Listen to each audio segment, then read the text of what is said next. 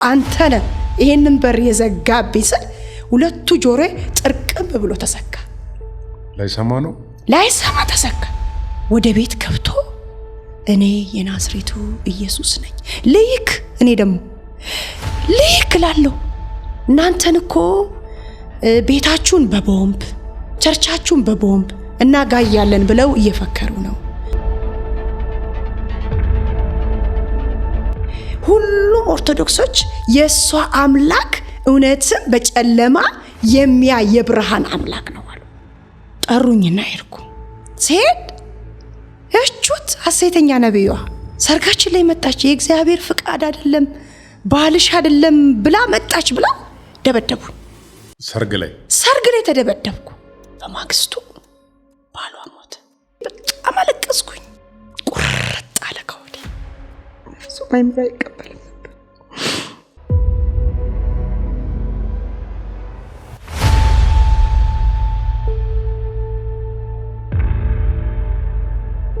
እንኳን ደህና መጣሽ እህታችን። እንኳን በሰላም ጠበቃችሁኝ። ሁሉ ሰላም እግዚአብሔር ይመስገን። እስቲ ራስሽን በማስተዋወቅ ብንጀምር። ስሜ ፓስተር ትዕግስት ክብረት እባላለሁ። የተወለድኩት በሆሮ ጉድሩ ወለጋ ፍንጫ ከተማ ላይ ነው። እዛ ነው የተወለድኩት። ልጅነትሽ አስተዳደግሽ ምን ይመስላል? እንግዲህ ዛሬ ፓስተር ኮንሽ፣ ከዛ በፊት ደግሞ የነበረው ልጅነትሽ ምን እንደሚመስል ብታጫውቺን። ልጅነቴ እንግዲህ እኔ ገና ትንሽ ሆኜ ሳለው ፋዘር እንደነገረኝ ያው ስለማላቅ በአራት እድሜ ላይ ያለው ቤተሰቤ የአቴቴ መንፈስ ያመልካሉ። እናትና አቴቴ መንፈስ ልክ እንደ ቃልቻ ምናምን እንደሚባለው እነሱ ደግሞ የአቴቴ መንፈስ ነው የሚያመልኩትና ከዛ የአቴቴ መንፈስ በየአመቱ ግብር ይገብሩለት ነበርና ያንን ግብር ባለማስገባታቸው ከልጆቻችሁ መካከል አንዷን ስጡኝ ብሎ በቃ በጣም በኃይለኛ ብስጭት ዝቶ ሲነሳ እነሱ ከልጆች መካከል እኔ በጣም ቀጭን ነበርኩና ምግብም አልበላም እኔን አሳልፈው ሰጡ። ቤተሰብ ማለት ነው ለመንፈሱ።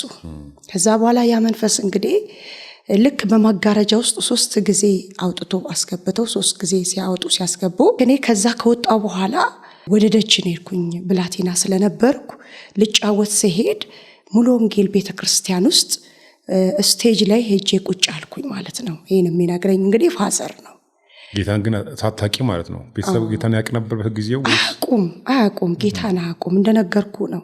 እዛ ሰዓት ጌታን አያቁምና ልክ እዛ ገብቼ እዛ ቁጭ ብዬ እዛ ስቴጅ ላይ የሚያገለግለው ፓስተር እስቲ እጃችሁ ወደዚች ብላቴና ዘርጉ፣ ዛሬ እግዚአብሔር ከሞት መንፈስ ያስመልጣታል፣ በዘመን መጨረሻችን ብላቴና እግዚአብሔር ይጠቀማታል፣ አፍ ያደርጋታል፣ ይህንን መንፈስ እንቃወም እያሉ እየተቃወሙ ፋዘር ይገባል።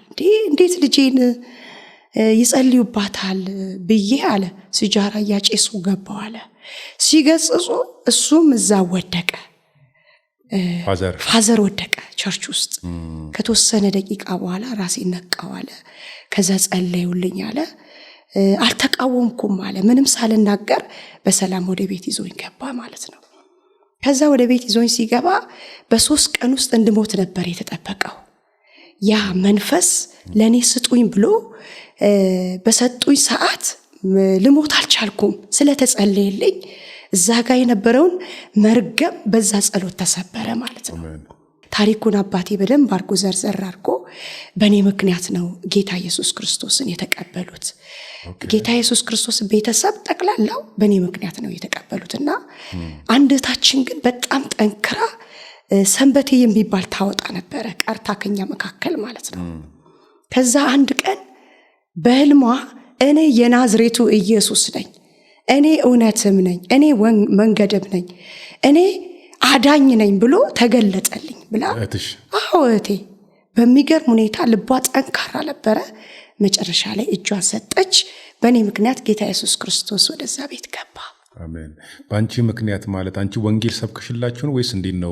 ኖ አይደለም። እኔ እየተጫወትኩኝ እዛ ቸርች ስገባ እግዚአብሔር በእኔ ላይ ዓላማ ስለነበረው እዛ ጋር የነበረውን መርገም ሊሰብር እግዚአብሔር እኔ ጌታን ባላቅም ጌታ በዛ ዘመንም እኔን ያቀኝ ነበር።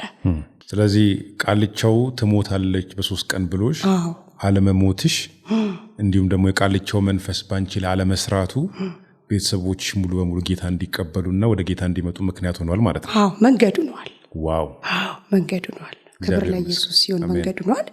ከዛ በኋላ ደግሞ እንግዲህ ሁላችንም ጌታን ተቀብለን ተማሪ ሆኜ የመጀመሪያው ደረጃ ተማሪ ሆኜ ተከራይቼ ነበር የምኖረው ከተማሪዎች ጋር።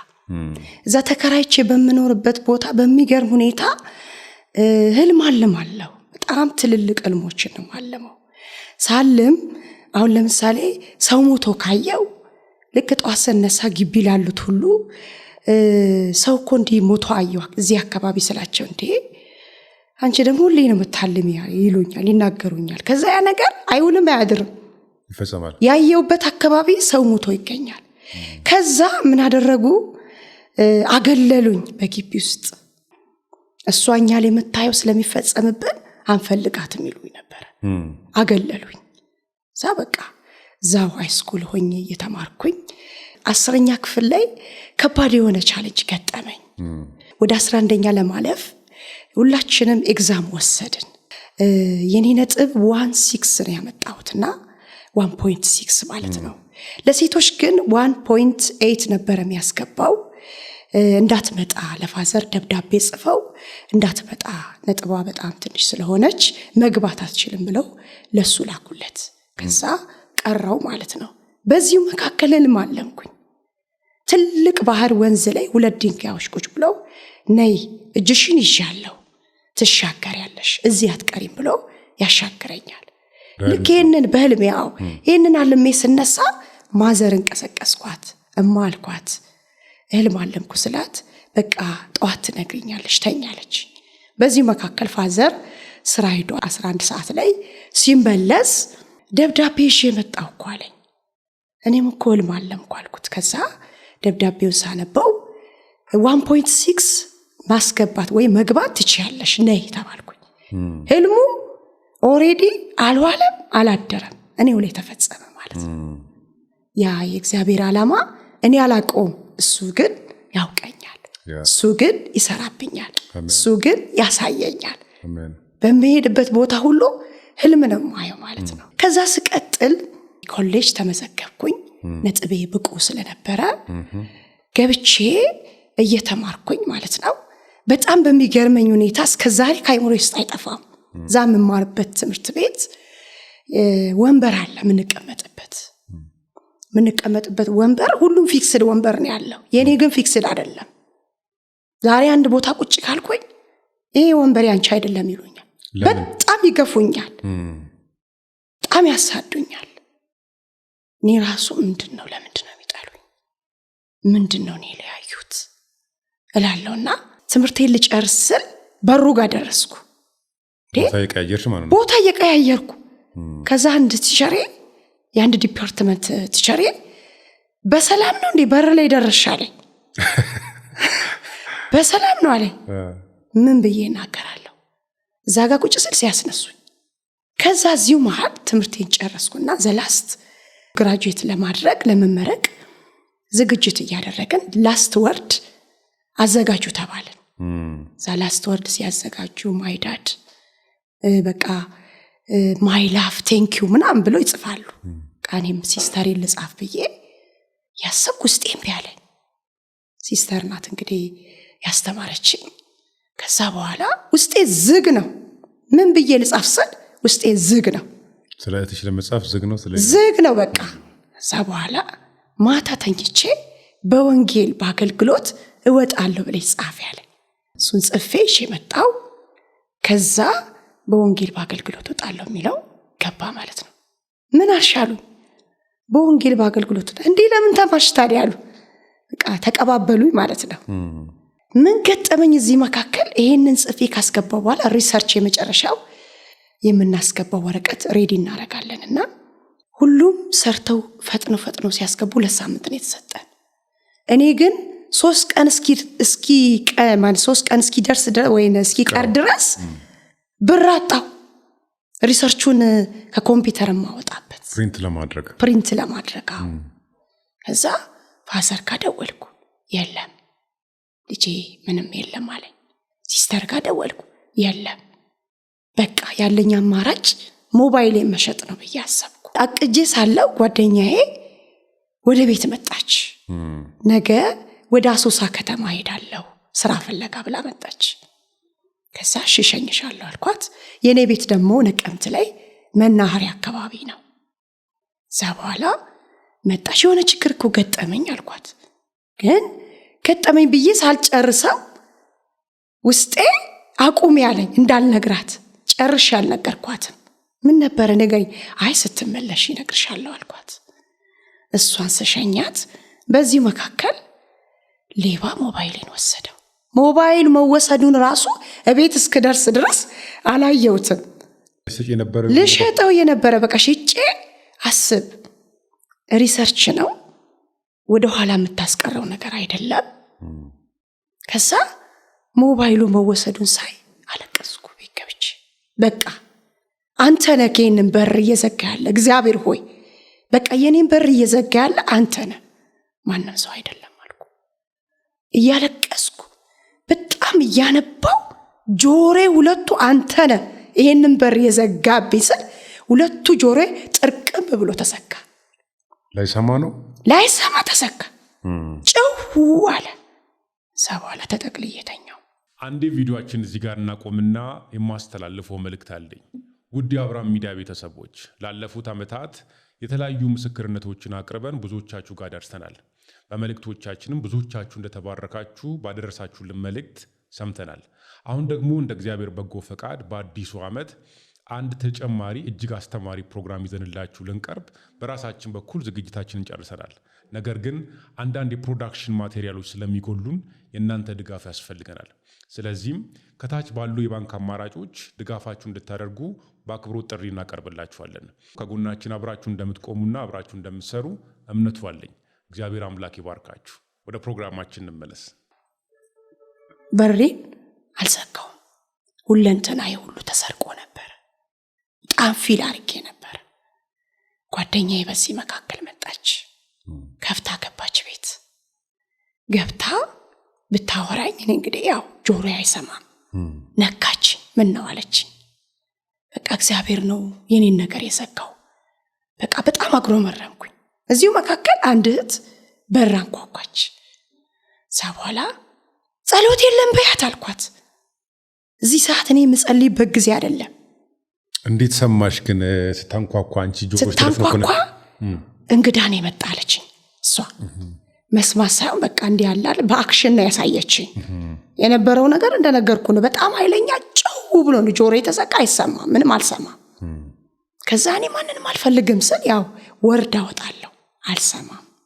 እዛ በኋላ በቃ እናስገባት አለችኝ። አስገባናት። እሷ ምስክርነት አለኝ ነው የምትለኝ። ጸልየሽልኝ ምስክርነት አለኝ። የት ጋር ነው የጸለይኩላት? የቱ ጋር ሆኜ ነው የጸለይኩ? ከዛ በእንደዚህ በአማኑኤል ቤተክርስቲያን መጥቼ እዛ የወጣቶች ቲም ላይ እያንዳንዳችሁ በጸሎት የተመረጣችሁ ነበራችሁ። ለብቻዬን በጆሮዬ ሹክ አልሽኝ አለች። እዚህ ጋር ለአድማጮች ግልጽ ለማድረግ ይህን ሁሉ ኮንቨርሴሽን የምታደርጉት በምን ነበር? አንቺ ጆሮዎች ተደፍኗል። እሷ ደግሞ ከውጭ መታ ቤት ውስጥ ገብታለች። ጓደኛሽም አለች። ይህን ሁሉ ንግግር የምታደርጉት በምንድን? በጽፈት ነው። ሉላ ትባላለች። አይ ቲንክ ታየኛለች ብዬ አስባለሁ። ከዛ በኋላ ማን ይሰማታል? አልሰማውም። ማኔ ማለት ልቤ መንፈሴ የተያዘበት ነገር ነበር። እዛ በኋላ የሆነ ስጦታ ነገር ይዛ መጣለች። ሰጣን ሄደች። ስናወጣው ስጦታውን ልብስ ነው። እኔ ቤቴ ውስጥ ገንዘብ የለኝም። ጨው ብቻ ነው የቀረው ቤቴ ውስጥ፣ መኖሪያ ቤቴ ውስጥ ማለት ነው። አንዴ ትምህርት እየተማርሽ ማለት? ትምህርት እየተማርኩ ቤት ክራይ ነው። ክራይ አለ፣ የትምህርት ክፍያ አለ። እንግዲህ ይሄ ሪሰርች ደግሞ መጥቷል። ጨው ብቻ ነው የሚበላ ደግሞ ቤት ውስጥ የቀረው። ከዛ እኔ የጠየቅኩት እግዚአብሔርን ብር ነው። ከእግዚአብሔር ጋር የተጣላሁት ብር በማጣቴ ነው። የተናገርኩት ንግግር ማለት ነው። ግን ልብስ ይዛ ነው የመጣች። እግዚአብሔር ሆይ ልብስ ነው እንዴ የምበላው? ልብስ ነው እንዴ እኔ እንትን የማረገው ብዬ ተጠቅልዬ ተኛው። ጓደኛዬ የሆነ ፖስታ አለች። አውጥታ ያንን ፖስታ እንዲህ ብትን ስታረገው ድምጽ የሚያሰማ ነው። ስትከፍተው ብዙ ብር አለው። በዛ ጊዜ 3000 ማለት ትልቅ ነው። ብትን ስታረግ ካልጋ ላይ ስዘል ኢየሱስ ያድናል ብሩ ብቻ አይቼ ስዘል ጆሮዬ ተከፈተ። አውሮ ጆሮዬ ተከፈተ። ከዛ ዘለለን ተመልሼ ንስሐ ገባሁ። እግዚአብሔር ወይ ይቅር በለኝ አግሮምርም ያለው በማለዳ ተነስቼ ለዛ ለሪሰርች የሚሆነው ገንዘብ ከፈልኩኝ። ሪሰርቹ ገባ። ከሰዎች መካከል A+ አመጣሁ። የገረመኝ ነገር እንዲህ ነው። እግዚአብሔር የኔ ነገር ወደ ኋላ ቀረ ስንል እግዚአብሔር ተቀድሞ አያውቅም። ግራጁዌት ካረኩ በኋላ ወደ ስራ ነበረ መግባት የነበረብኝ። ተቀጥረሽ ማለት ነው? ተቀጥሬ ሂሳብ ሹም ላይ ማለት ነው። ኦዲተር ነበርኩኝ። እየሰራው የጸሎት ርዕሶችን በቢሮ ውስጥ በወረቀት ጽፌ ለጥፍ ያለው። ከዛ ውስጥ የመጀመሪያው የጸሎት ርዕሴ በአገልግሎት አውጣኝ ነው። 7 አይነት ናቸው። እያንዳንዱ ስገባ ቁጭ ብዬ ነው ምጸልየው ማለት ነው። እዛ ውስጥ እያለው ድንገት እንዲህ የሚል ድምጽ ሰማሁ። ውጪ የሚል ድምጽ ሰማሁ። ለአገልግሎት። ከዛ በፍጹም አልወጣም አልኩኝ። ሰርቼ ቤተሰቤን መለወጥ ነው የምፈልገው። ሰርቼ መለወጥና ሰርቼ ቤተሰቤን መለወጥ ነው የምፈልገውና ይሄ ድምጽ ወደኔ ሲመጣ አልተቀበልኩትም። ለራሴ እግዚአብሔር ሲናገረኝ አልተቀበልኩትም። እዚሁ መሃል በህልሜ ተኝቼ ምን አያለው? ልክ ቀይ ጸጉሩ ረጅም የሆነ ይመጣና እንደዚህ ይላል፣ አንቺ የተመካሽበት ነገር አለ። ከዚህ በኋላ አንቺ የተመካሽበት ዶክመንት ከአንቺ እጅ ላይ እቀብረዋለሁ ይለኛል። እስካቫተር፣ ትልቅ እስካቫተር መሬት የሚቆፍራል አይደል? እሱን ይዞ ነው ደግሞ የሚመጣው። በዚህ ነው መኖሮት ያለሽ፣ ይሄ ግን መኖሪያሽ አይደለም። አንቺ የምትኖሪው ወንጌልን በመስራት ነው ይልና በልሜ ውስጥ እኮ ነው። ከዛ የእስካቫተር በጣም ጉድጓድ በቃ እስከ ዛሬ ከሊናሽ ውስጥ አይጠፋም። ያ ጉድጓድ ቆፍሮ ዶክመንቴን ይቀብረዋል። ዶክመንቴ ወየ ዶክመንቴ ስል ብድግ ስል ህልም ነው። በኋላ ከወትሮ የተለየ ድምጽ የኔ ፓስተር ደወለልኝ። እንዲህ ልሻል አለኝ የእግዚአብሔር መንፈስ፣ ከዚህ በኋላ ወስነሽ ውጪ አለኝ። የቸርች ነው የፓስተር? ይሄ አማኑኤል ህብረት ቤተክርስቲያን። ወስነሽ ውጪ የሚል ድምጽ ሰማ፣ በሱ በኩል ማለት ነው። እዛ በኋላ ይሄን ሲናገረኝ ወሰንኩኝ። ሄጄ ላለቃዬ በቃ ስራ ልለቅ ነው አልኩት። እንዴ አንቺ ደግሞ በዘፈቀደ ነው የምትለቂው? 1 ወር ብለሽ እኮ ነው መልቀቂያ የምታስገቢው አለ። አይ እግዚአብሔር ውጪ ብሎኛል። እብድ ነሽ እንዴ አለኝ። አይ አይደለሁም አልኩት። በቃ መልቀቅ ስላለብኝ ነው። አይገርምም አለኝ። ደሞዝሽ 2 እጥፍ ጨምሮ መጣል አለ። አልኩት 2 እጥፍ አድጎ ደሞዝሽ መጣል አለ። ለ1 ዓመት ያክል ደሞዜ አልጨመረም እኮ። ነገር ግን እኔ ልክ እዚህ ጋር ድምፁ ስሰማ 2 እጥፍ ጨምሯል አለ። ከዛ 2 ነገሮች ተጣሉ። ስጋዬ ስሪ፣ መንፈሴ ደግሞ ውጪ። እዛ በኋላ አልሰማሁም። ለደሞዙም ለዛ ለመጣው ሊያጓጓኝ ነበር የመጣው። በቃ ቁርጥ አርጌ ወሰንኩ። በእግዚአብሔር ፊት ጸለይኩ። በቃ ለቃለሁ አልኳቸው። እነሱም እያጉረመረሙ አሉ። ወሰንኩኝ። ወደ ቤት ገባው። ምሪትን እግዚአብሔር ስጠኝ ማለት ጀመርኩ። አሁን ስለ ምሪት መጠየቅ ጀመርኩ። በቃ ማለት ከድምፁ ጋር መግባባት፣ ከድምፁ ጋር ማደግ።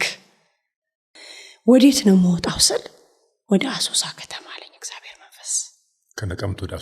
ከነቀምት ወደ አሶሳ ማለት ነው።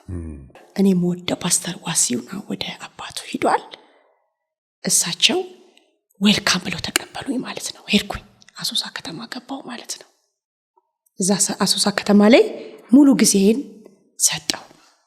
ሙሉ ጊዜን እዛ ስፍራ ላይ ሰጥቼ ማገልገል ጀመርኩ። አማኑኤል ህብረት ነው።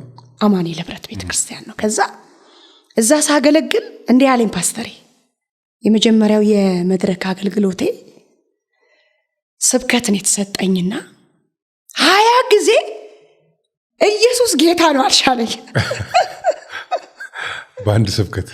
በአንድ ስብከት ላይ ኢየሱስ ጌታ ነው፣ አንድ ነገር ተናግረሽ ኢየሱስ ጌታ ነው 20 ጊዜ አልሻለ። እግዚአብሔር ያሳድግሻል፣ አሜን፣ ታድጊያለሽ፣ ትልቅ ቦታ ትደርሻለሽ። ግን 20 ጊዜ ተናገርሻለኝ። አማኑኤል ህብረት ቤተክርስቲያን ያሶሳዋ ለ6 ወር በእይታ ላይ አቆየች። ዛሬ ያለው እግዚአብሔር ከባባድ ድምጾችን እግዚአብሔር ሰጠኝ ነበር። እውነተኛ ጥሪ መንገድ እንደማይቀር በራሴ ያረጋግጥኩበት።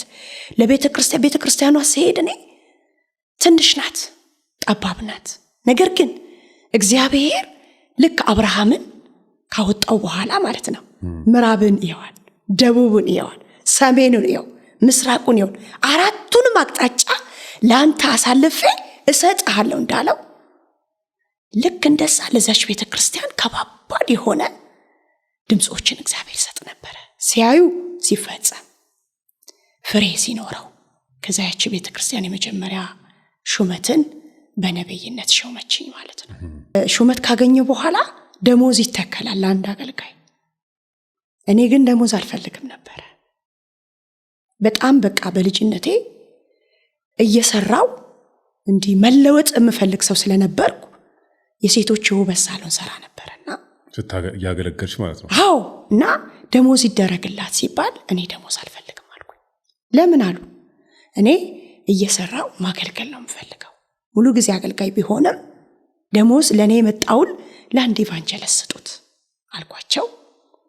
ዛይ ያለሁኝ እግዚአብሔር ሩቅ አገር ልክሻለሁ አለኝ።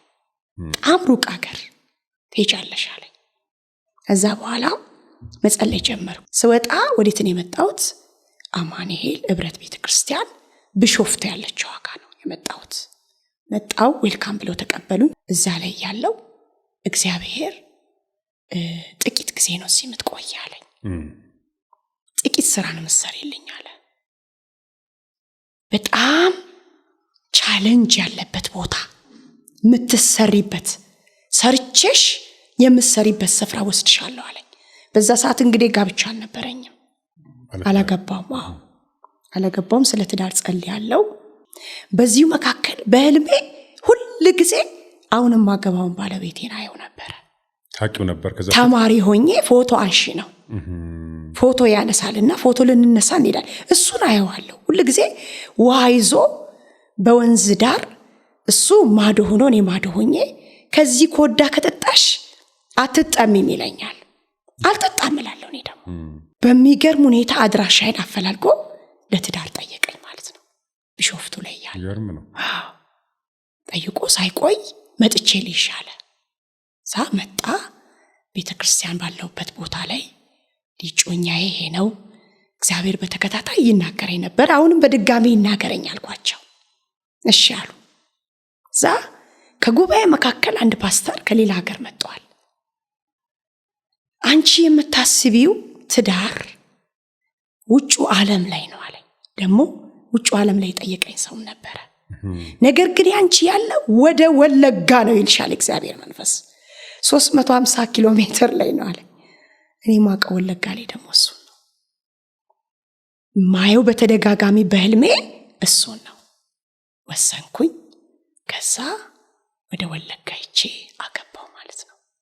ዛሱ ሳገባ እሱ ሙሉ ወንጌል ውስጥ ነው ተይዞ ያለው። ዛ ጋብቻችንን በዛ ስፍራ ላይ ፈጸምን። እዛ ውስጥ ያለው የእግዚአብሔር መንፈስ ስለ መንገዱ፣ ስለ አገሪቷ፣ ስለሚመጣው ችግር ይናገረኛል በተደጋጋሚ በሙሉ ወንጌል ውስጥ ማለት ነው። እና ይሄንን ድምጽ በከፊል እናገረው ነበር። ከዛ እነሱ ደግሞ ይጽፉታል። ቢያንስ በ2 ወር አንዴ ቢያወጡኝ ነው። ይፈራሉ። ይህ ድምጽ ላይ በጣም ይፈራሉ። ጥንቃቄ ያስፈልጋል ብለው። እኔ ግን እግዚአብሔር መንፈስ ሳላውቀው ያሳደገኝ እግዚአብሔር መንፈስ ከኔ ጋር አለ። ዮሴፍ በዘፍጥረት ምዕራፍ 37 ቁጥር 6 ላይ ከባድ የሆነ ህልም ተሰጠው። ይሄ ህልም ለቤተሰቦቹ አልተሰጠው። ይሄ ህልም ለወንድሞቹ አልተሰጠም። ይሄ ህልም ለአባቱ አልተሰጠም። ለዮሴፍና ለዮሴፍ ብቻ ነው። ያ ህልም ሐልሞ ለወንድሞቹና ለቤተሰቦቹ ሲናገር ወንድሞቹ በብዙ ጠልተው ቢገፉትም ባይፈልጉትም ያ ህልም ጊዜውንና ሰዓቱን ጠብቆ የሚገለጥበት ጊዜ ነበር። ላይክሲስ የኔም ህይወት እንደዚህ ነበር። በመቆምባቸው ቤተክርስቲያን ውስጥ ሁሉ የቀባኝ እግዚአብሔር ይናገረኛል። ሙሉ ወንጌል ውስጥ እያገለገልኩ በሚገርም ሁኔታ እግዚአብሔር እንዳለኝ የዚህ ምድር ስራ ጨርሰሻል አለኝ። ትልቅ ተራራ አሳየኝ። ይህንን ተራራ ጭቃ ነው፣ እየዋጠትሽ ትወጫለሽ አለኝ። አልችልም አልኩት። ተኝቼ እኮ ነው። አልችልም ትችያለሽ ይለኛል። በጣም እየቧጠጥኩኝ ስወጣ መልሼ ስወርድ፣ ስወጣ መልሼ ስወርድ፣ መጨረሻ ላይ ወጣው። ስወጣ 3 አይነት ነገር ሰጠኝ። እስክሪብቶ፣ ሰዓት፣ ሞባይል ሰጠኝ። እስክሪብቶ የትውልድ ለትውልድ የሚሆን በውስጥሽ የማስቀምጠው በሰው ልብ ውስጥ ተጽፎ የሚቀመጥ የሚፈጸም ቃሌ ነው አለ። ሞባይሉ ደግሞ መልእክቴ ነው አለ። ሰዓቱ ደግሞ አሁን የምትወጭበት ሰዓቴ ነው አለ። ወደዛ ዙሪ ሲላይ ስዞር ሰዎች ያለቅሳሉ። ዋይ ዋይ ዋይ! እናቶች አባቶች በጣም ያለቅሳሉ። ኧረ ምን ሆኖ ነው የሚያለቅሱት? በሚገርም ሁኔታ ምን ሆኖ ነው የሚያለቅሱት? ለምንድን ነው እኔ ከዚህ ውስጥ የወጣው ስለው ከዚህ በኋላ እቺ ምድር ወለጋ በለቅሶ ትሞላለች። አንቺ ግን ስለዚች ምድር አልቅሽ፣ ጸልይ። ይሄ የምታዩ እሳት ከዚህ በኋላ የሚመጣው እሳት ነው አለኝ። እዛ በኋላ በቃ ብድግ ስል ህልም ነው የተናገረኝ ቃል ለባለቤቴ ነገርኩት። እዚህ መሃል ባለቤቴ ዩኒቨርሲቲ ሄዶ ነበረ። ለረፍት ነው የመጣው። ይኸው ባለቤቴ በቃ እግዚአብሔር እኮ እንዲያሰ ተማሪ ነበር ማለት ነው። ተማሪ ነው። ኦሬዲ ሐኪም ነው። ኦሬዲ ፋርማሲስት ነው። እየሰራ 8ኛው ዓመት ላይ የትምህርት ዕድል አግኝቶ መደወላቡ ዩኒቨርሲቲ ሄደ። የትምህርት ዕድል አግኝቶ ከዛ ለረፍት ነበር የመጣው። እንዲያየው እንወጣለን አልኩት። ገና ደግሞ እኛ እዛ አካባቢ ላይ ሰርቫይቫል አድርገን መኖሪያ ቤት ሰርተን እየኖርን ነው። ቤት ሰራን፣ ማረፊያ አገኘን፣ እግዚአብሔር ባረከን፣ በልጅ ባረከን። እንዴት እንወጣለን አለኝ። እንወጣለን፣ እግዚአብሔር አሳይቶኛል። አሁን አቅጣጫ መጠየቅ ብቻ ነው፣ እንወጣለን አልኩት። እዛ በኋላ እንጸልይበታለን። መጸለይ ጀመርን። ፋዘርን ጠራሁት። እግዚአብሔር ውጡ አለን። በሚገርም ሁኔታ ተናገረን እና ባለቤቴ ደግሞ ትንሽ ፊል አድርጓል አልኩት።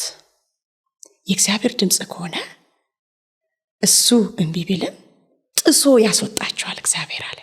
ሁለታችን ቁጭ አድርጎ የእግዚአብሔር ድምጽ አይሻርም፣ የእግዚአብሔር ድምጽ በመንገድ አይቀርም፣ የእግዚአብሔር ሐሳብ ካልሆነ በሆነ ምክንያት ትቀራላችሁ፣ የእግዚአብሔር ሐሳብ ከሆነ ግን ማንም በፊታችሁ መቆም የሚችል የለም፣ አትፍሩ፣ ምድረ በዳውን የሚያለመልም እሱ ነው አለ።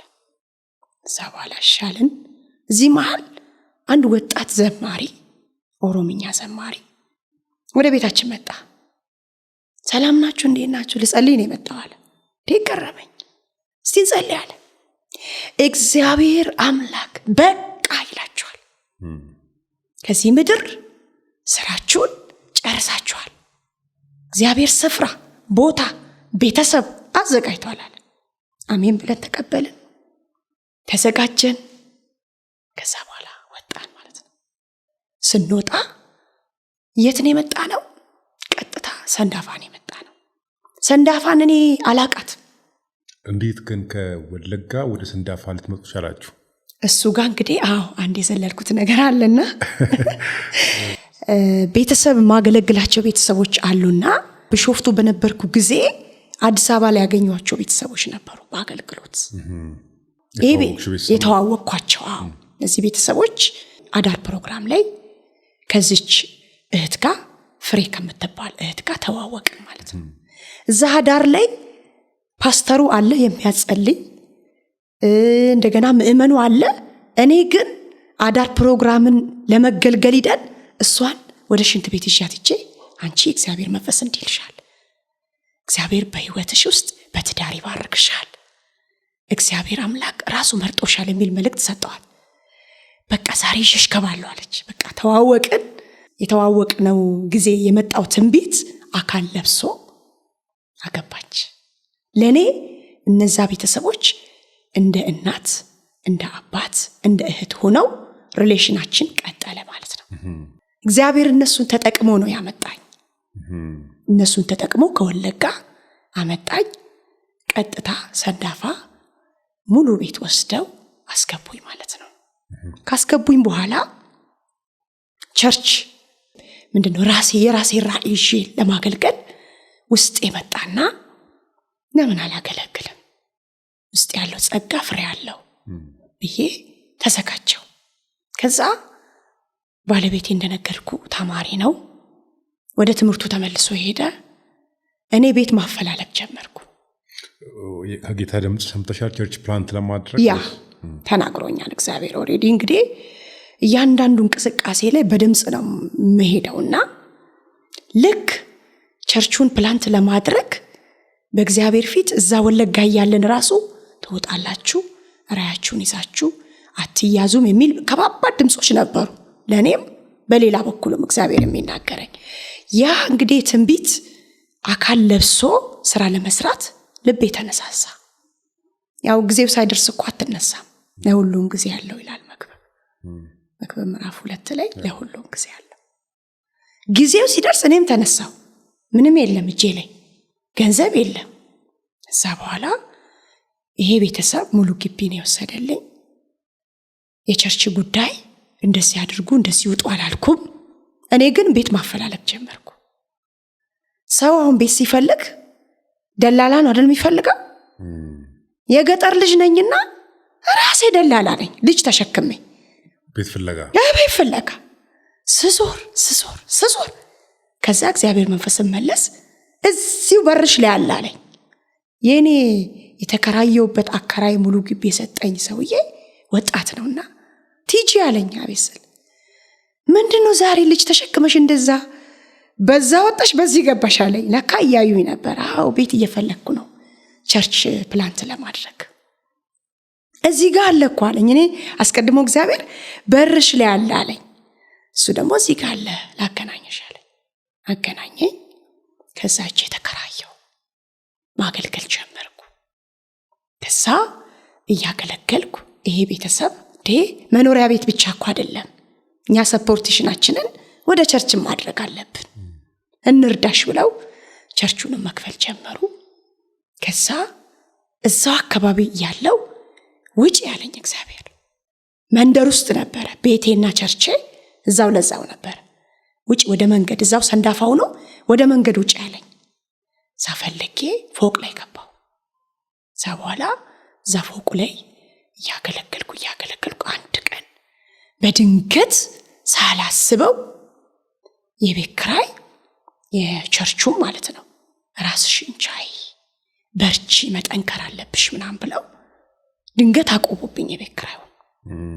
የቤት ኪራይ ቆመ፣ የቸርቹም ኪራይ አንድ ላይ ቆመ። እኔ ግን እዚህ ውስጥ እያለሁ የቤት ኪራይ 2 ክላስ ውስጥ ነው የምኖረው። 2 ክላስ ውስጥ እያለሁ እምሰማው ሙሉ ግቢን ተከራይቼ እንድኖር ነው። ይሄ እብደት ነው። ከእግዚአብሔር የሚመጣልኝ ድምፅ ሙሉ ግቢ እንድወስድ ነው። በዚህ ጊዜ ባለቤትሽ ደሞዝተኛ ነው አይደለም? ደሞዝተኛ ነው፣ ግን በጣም ጥቂት ናት ደሞዙ። ድሮ ናይት ዲዩቲ አለ የምናገኛት፣ እሱ ሙሉ ለሙሉ ወደ ትምህርት ሲሄድ ናይት ዲዩቲ ቆመ። ትንሽ ናት በጣም ደሞዙ ብቻ። ክራይ አይደለም ምግባችንን ራሱ አችልም። የዲፕሎማ ደሞዝ ነውና ትንሽ ናት። ገንዘቧ በጣም ጥቂት ናት። አይደለም ለቤት ክራይ ለምግብ ራሱ በዛ ሰዓት የምትሆን አይደለችም። ጨርሶ ዩኒቨርሲቲ ነው የገባው። እዚህ መሀል እያለ እኔ ግን ሙሉ ግቢ እንደወስድ ነው ሞራሌ። ድምፁ እዚህ ጋር ያለውን ነገር አስተቶ ሙሉ ግቢ እንደወስድ፣ ግን እዚህ ውስጥ እያለው ደግሞ ይሄ ቤተሰብ አቁሞታል ይሄንን ክፍያ። ከዛ በኋላ ሙሉ ግቢ ፈልጌ ገባው። ባለቤቷ የኔ አከራይ ሙስሊም ናት፣ አዲስ አበባ ነው የምትኖረው። ሰው ተፈራርሞን አንገባ፣ ምንም ፍርሚያ ሳላደርግ ገባው። እንዴት አለችኝ። እንዴት ገባሽ አለችኝ። አይ በቃ ገባው፣ ስትመጪ እንፈራረማለን። እኔ ልክ እዛ ሰዓት ቤቱን ስወስድ 17 ነጥብ ምናምን ብር ናት ኢትዮጵያ ንግድ ባንክ ላይ ያለችው ብሩ ማለት ነው። 17 ብር? አዎ 17 20 ይሞላል። ግን ሙሉ ግቢ ነው የወሰድኩት። እዛ በኋላ መጣለው ከ3 ቀን በኋላ ውል እናደርጋለን አለች። እሺ አልኳት። በ3 ቀን ውስጥ የምትመጣ መሰለ 2 ሳምንት ቆየች። ልክ እዚህ 2 ሳምንት መካከል ድንገት ከውጭ ሀገር ከጀርመን ሀገር ትልቅ ብር መጣልኝ። እኔ አሁን እዚህ ጋር ምንድነው መናገር የምፈልገው? እግዚአብሔርን ታምኖ ያፈረ ማንም የለም። ድምፁን ተማምነን ከወጣን የድምፁ ባለቤት ራሱን ተማምኖ ነው ለድምፁ ድምፅ የሚሰጣን። ሙሉ ግቢ ሲል እግዚአብሔር ራሱን ተማምኖ ነው። እኔ ራሴን አየውኝ እንጂ የነበረውን ቻሌንጅ አየው እንጂ እግዚአብሔር ሊያስደንቀኝ በጣም ትልቅ ብር መጣ። የ3 ወር ዘጋው፣ ተፈራረምኩ።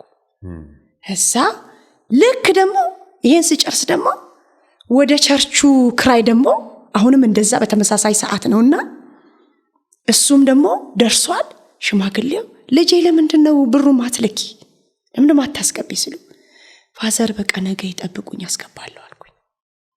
ከዚህ ብያቸው ወደ ቸርች ገባውና መንገድ ዳር ነው እንደነገርኩክ። ከዛ ጌታ ሆይ ለምንድነው በዚህ በፋይናንስ ቻሌንጅ የምታደርገኝ? ለምንድነው የኔ ቻሌንጅ የበዛው? ለምን አይቆምም? እዛ ጋውን አቅም አግኝቻለሁ፣ ግን እዚህ ጋር ደግሞ ስመጣ እሳቸው የመጨረሻ ውጪልኝ ነው ያሉት። እንደውም በቃ ንግግራቸው ከባድ ነበርና እዛ ነገ ብያቸዋለሁ እግዚአብሔር አልኩት፣ ነገ ብያቸዋለሁ አልኩና መጸለይ ጀመርኩ። መጸለይ አትበለው አለቅሳለሁ፣ ጸልያለሁ። አልጸልይም ብዬ ተነሳውና ወንበሮችን መደርደር ጀመርኩ። መሰብሰብ ከተደረደረበት ስብስብ ባርኬ ፎቶ አነሳሁት። እዚህ በኋላ እንግዲህ ይህን አገልግሎት አንተ ካስጀመርከኝ ቀጥላለሁ፣ ሰው አስጀምሮኝ ከሆነ ግን አቆማለሁ በቃ እዚህ ጋር ብዬ ስልኬ ጮኋል ወይ ብዬ እጅ ሳነሳ ትራፊክን የማገለግላት ሰንዳፋ ላይ ልክ ሳነሳው ፓስተርዬ ያለችኝ አቤት። እኔ እኮ የፍቅር ስጦታ ባለቤቴ ስጪ ብሎኝ እኔ ጋር ቆየ። የት ነው ያለሽ አለች። ቸርች። በቃ እኔም መንገድ ዳር ነኝ መጣሁ አለች። መጣች። እሷ በዛው ልታጸልይ ነው የመጣች። እኔ ግን እሷ ያመጣችው የፍቅር ስጦታ ከመስማት የተነሳ በእልልታ ተሞላ። እልልልልልል እያልኩ በቃ ትንቢት የለም። እሷ ትንቢት ነው ፈልገው። እልልልልልል እግዚአብሔር ስም ይባረክ። ውርደትን በክብር የቀየርከው ማጣትን በቃ በማግኘት።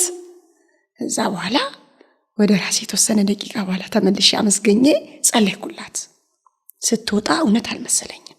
ክፍት ሳረገው እሱም የ3 ወር ነው። እዛ በኋላ ዘጋው። ያንን ቻሌንጅ ድካም ያላየሁትም። እዚህ መሃል ያንን ከጨረስኩ በኋላ እያገለገልኩ እግዚአብሔር እንዲህ የሚል ቃል ሰጠኝ 2015 ለ16 ረሆቦት ይሆናል አለኝ። እሳ ረሆቦት ይሆናል በቃ በተደጋጋሚ ሲነግረኝ ዘላስት በጣም የገረመኝ እግዚአብሔር ሰፊ ቦታ ሊሰጠኝ መጀመሪያ ጠባብ ቦታ ነው ሊያሳየኝ የፈለገ። ስመጣ ስገባ ጠባብ ቦታ አልወሰድኩም፣ ስጀምርም ፎቅ ላይ ነው የወሰድኩት። ረሆቦት ይሆናል ብሎ ግን ከዛ ከፎቁ ላይ ያከራዩኝ አባት ልጄ ልቀቂልኝ፣ በቃ እኔ ቤቱን ፈልገዋለሁ፣ ልጆቼ ሁሉ ይህንን ቤት ለሌላ ፐርፐስ እንፈልጋለን ብለው ስለተናገሩኝ ከዚህ በኋላ እኔ ሚስማር ገዛለሁ፣ ቆርቆሮ ገዛለሁ፣ እግዚአብሔር ይረዳሻል። ይሄ ሰው ወይም ደግሞ ይሄ አባት ኦርቶዶክስ ናቸው፣ ግን እኔ ሚስማር ገዛለሁ፣ ቆርቆሮ ገዛለሁ፣ ውጪልኝ አሉ። ላንቺ ለኔ የሚገርም ነው። በጌታ እኮ አይደሉም። እና እሺ አልኳቸው። ብንፈልግ ቤት የለም። 3 በ4 ቤት አገኘን። ስናገኝ እዛ ገባሁኝ። መድረኩ ላይ ስቆም ትናንት ትልቅ ቦታ ነው የለመርኩትና የሚጨንቅ ቦታ ነው። የተሰቀለው መጋረጃ ያስጠላል፣ አይመሳሰልም። በመጀመሪያው ግቢ የነበረው ቸርች የሚያምር ነውና አይምሮዬ መቀበል አልቻለም። በቃ ያመልካለው። እዚሁ መሃል ሌቦች በገባሁት በ2 ወር ግን ጥልጥሉን አውጥተው ስብርብር አድርገው ወንበሩን፣ ስቴጁን፣ መጋረጃውን እንዳልሆነ አደረጉት። ከዛ በፊት እንዲህ የሚል ድምጽ ነበር እግዚአብሔር የሰጠኝ፣ ነውጡ ለለውጥ ይሆናል አለ። ነውጥ አለ ግን ለለውጥ ይሆናል አለ። ያዋላ ያንን ድምጽ ሰማው፣ ጸለይኩ፣ ረሳሁት። ልክ ሲዘረፍ አትሌት ነበር እዛ ቤት አጠገብ የሮጠ መጥቶ ፓስተር ቸርቹ ጥሩ ነገር አልሆነም አለኝ። ልክ ጫማ እንዳደረገ ሰው ነው በባዶ እግሬ ዘልዬ እየሮጥኩ ይሄድኩት። ስደርስ እዛ ቸርች እግሬ ባዶ ነው። ቁጭ አልኩኝ። ብትንትን ብሏል፣ እንዳልሆነ ሆኗል። ከዛ አንድ በጣም በዛ ከተማ የምቀርበው ሰው ነበረ፣ ወደ ጌታ ያመጣሁት ማለት ነው። ኦርቶዶክስ ነበረና ደወልኩለት። ፕሊስ ቸርቻችን እንዲህ ችግር ገጥሟታል፣ ተዘረፍኩኝ እና ምን እንድትረዳኝ ፈልጋለሁ አልኩት። ኖ አለ። እኔ እዚህ ውስጥ አልገባም አለ። ከዚህ በፊት ገብቼ ማልወጣበት ነገር ውስጥ ነው በቸርች ጉዳይ የገባሁትና አልገባም አለኝ። አመሰገንኩ፣ ጸለይኩ። ከባለቤቴ ጋር ወጣን ሄድን። እንዳጋጣሚ ባለቤቴ ግራጁዌሽን አድርጎ ወደኔ ተመልሶ ነበር በዛ ሰዓት። ሄድን፣ ሪፖርት አደረግን። ምትጠራጠሩ ሰው አለ ተባለ። አይ እኛ ምንጠራጠረው ሰው የለም። ነገር ግን ከወራት በፊት አንድ ደላላ በዛ ከተማ የምትሰራ እህታችን በጣም እንወዳት፣ እናንተን እኮ ቤታችሁን በቦምብ ቸርቻችሁን በቦምብ እናጋያለን ብለው እየፈከሩ ነው፣ እኔ ደግሞ ከውጭ ነው የሰማሁት አለች። እኛ እንግዲህ ጠብ ፈጣሪዎች አይደለንም፣ ክፉ ሰሪዎች አይደለንም ብለን ስቀን ተውን። ስለዚህ እንደዚህ ብላችኋለች። አዎ እሷ ትቅረብ። መጥሪያ ለእሷ ተሰጠ። መጥሪያውን ይዘን ሰጠናት። መጥሪያውን ተቀበለች፣ ገባች። አሁን የዚህ ቤተክርስቲያን ጉዳይ በማንም እጅ የለም፣ አንቺ እጅ ነው ያለ አሏት። ከየትስ አመጣሽ ቦምብ ማለት ቦምብ ይጥላሉ የሚለውን ድምጽ ማን ነው ያለ? አንቺ ያለውን አካል ብቻ አቅርቢ አሏት። እዛ በኋላ በዚህ መሃል እሷ መናገር አልፈለገችም። ጉዳዩን ታውቅ ነበረ። እዛ በኋላ እነሱ ኃይለኛ ዲሲሽን ወሰዱባት። መናገር ጀመረች። 7 ናቸው አለች። 7ቱ 9 ሰዓት ላይ ተማክረው ከዛ በኋላ ቸርቿን መጠጥ ሲጠጡ ቆይተው ሰክረው ነው ቸርቹን አንድ አካል ልከው እንደዚህ ያደረጉት። ለምንድን ነው? ጨርሶ ይሄ ፕሮቴስታንት ወይም ደግሞ ጴንጤ የሚባል እኛ መንደር ላይ መታየት የለበትም በሚል ተቃውሞ ነው። አካባቢው ላይ ብዙ አማኞች አልነበሩ፣ ቸርችም አልነበረም። ያው አሁን ስቲል ነው ሰንዳፋ ወንጌል የሚሰራበት ቦታ ነው። በዛ ዘመን በጣም ኃይለኛ ተቃውሞ አለና እኔ በመጣሁበት ዘመን ከባድ ነው 2013 ከባድ ነውና ልክ እነዚህ ሰዎች በዛ ተቃውሞ ተባብረው ቸርቹን ዘረፉ ከዛ ቮይስ አለች ካዱ እነሱ በአካል ሲጠሩ ተይዘው ሲገቡ አናቃትም አሉ የት ነው ከየት ነው እንደዚህ ምትል ቮይስ አለች ድምጽ አለ የተደዋወሉበት እኔም ከነሱ ጋር ያወራውበት ድምጽ አለች ተባባሪ ነበርሽ እሷ እግዚአብሔር እኮ የእግዚአብሔርን ቤት አፍርሰ እንድትቀመጥ አይፈቅድልም ኮረኮራትና ያደረገችው ድርጊት እንድትናገር አደረጋት ይገርመኛል እኔ እስከዛሬ እሷ ባትነግረን እግዚአብሔር እኮ አቅጣጫና ሳይቶ ነው ታምር የሚያደርግ ከዛ እዚሁ መሃል ቮይስ ሲወጣ አመኑ በአክሽን አሳዩ በቪዲዮ እዚህ ሰዓት እንዲገብቼ ማክሳርቄ ሳያንዳንዱ ወንበሩን ስቴጁን መጋረጃውን ያንጠባጠብኩ ስፒከሩን ከዛ ምን ይሁን ተባለ ያንዳንዱ ዕቃ ተደምሮ ይክፈሏቸው ተባለ ኖ አይከፍሉን አንፈልግምኛ እንኳን እነሱ መስረቃቸውን የእግዚአብሔር ቤት እሳት መሆኑን ማወቃቸው ለነሱ ለነገ ህይወት ስለሚሆናቸው እኛ እናስከፍል 7 ዓመት ፍርድ አለ ሲባል እንዳይፈረድባቸው እኛ ይቅር ብለናቸዋል እግዚአብሔር ከሰማይም ይቅር ይበላቸው ብለን ለነሱም ይቅር አለን እዛችሁ 3 የነበረች ቦታ ላይ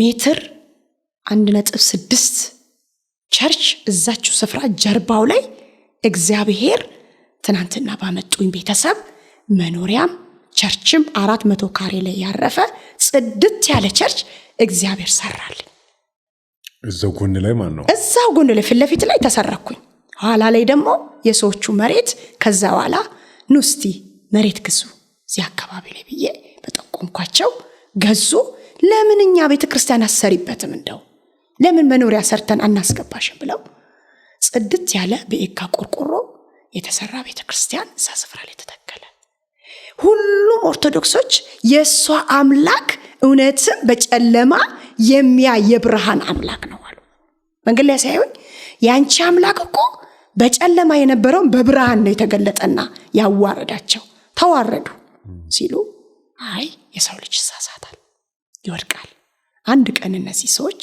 ህይወታቸው ይቀየራል ዛሬ ያችን ቤተክርስቲያን ዋርዲያ የላትም ዋርዲያዎቹ እነሱ ናቸው ታክተው ነው የሚጠብቋት እንዳትሰረቅ በቃ እና እግዚአብሔር በህይወቴ ውስጥ ይሄንን ነገር እነዚህ የሰረቁ ሰዎች ናቸው የሚጠብቁት አዎ በጌታ ሆነዋል አልሆኑ ከዛ ውስጥ የተወሰኑ ሰዎች ሆነዋል ግን በቃ ምን ልበል ያከበሩኝን አከብራለሁ ያለው ጌታ በዛ ምድር እግዚአብሔር አከበረ እዛው ምድር ላይ ቤት ኪራይ እንዳልተቸገርሽ የመኖሪያ ቤትም እንዲሁም ደግሞ ቤተክርስቲያኒቷም ደግሞ እንድትገነባ ሆነ ማለት ነው አዎ ቤት ኪራይ መክፈል እንዳቃተኝ ሁሉ ጽድት ያለ መነጋገሪያ የሆነ ቤት እግዚአብሔር ሰርቶ አስገባኝ ይህንን ቤተሰብ የሰጠኝን እግዚአብሔር ዛሬም ነገም ለዘላለም አመሰግናለሁ እነዚህ ወገኖች ናቸው መልሰው ይሰራሉ ያ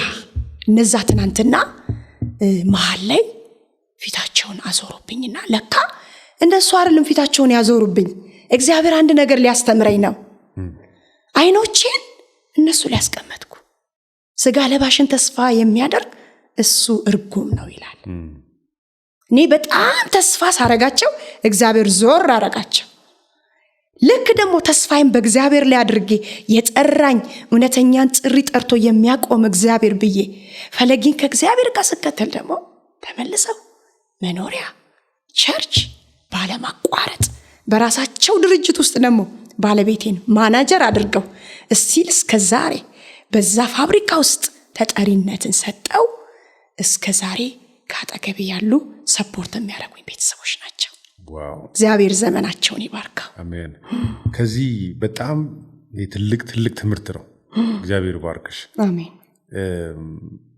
ሰው ጥሪ ሲኖርበት ነገሮችን በእግዚአብሔር ላይ እንዲደገፍ ነው እግዚአብሔር የሚፈልገው ብዙ ጊዜኛ ነገሮቻችን የሆነ ሳለ የደገፉን ሰዎች ላይ አይኖቻችንን እንጥላለን።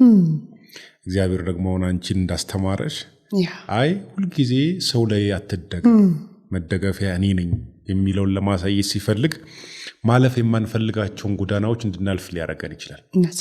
እና በጣም ብዙ ጊዜ ተስፋ ለሚቆርጡ ሰውን ተደግፎ ለተሰበሩ እግዚአብሔርን ከመደገፍ ይልቅ ሰውን ለሚደገፉ ሰዎች ይህ ትልቅ ትምህርት ነው ብዬ አስባለሁ። እንዲሁም አገልጋይ እግዚአብሔርን ነው እንጂ መደገፍ ያለበት ሰውን አይደለም። አገልጋይ ብቻም ሳይሆን እያንዳንዱ ሰው ጌታን የሚከተል ሰው በሚኖርበት ህይወቱ እግዚአብሔርን ብቻ ነው መደገፍ ያለበት። እግዚአብሔር የተመሰገነ ይሁን። አሜን። ቲጂ ላንቺ የእግዚአብሔር ታማኝነት ምንድነው? ወይም ደግሞ የእግዚአብሔርን ታማኝነት እንዴት ታየዋለሽ?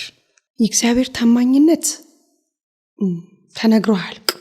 እግዚአብሔር ለኔ ሁሌ ታማኝ ነው ማለት የእግዚአብሔር ታማኝነት ታማኝ ባልሆንኩበት ቦታ ላይ እሱ ታማኝ ነው። ስወድቅም ታማኝ ነው።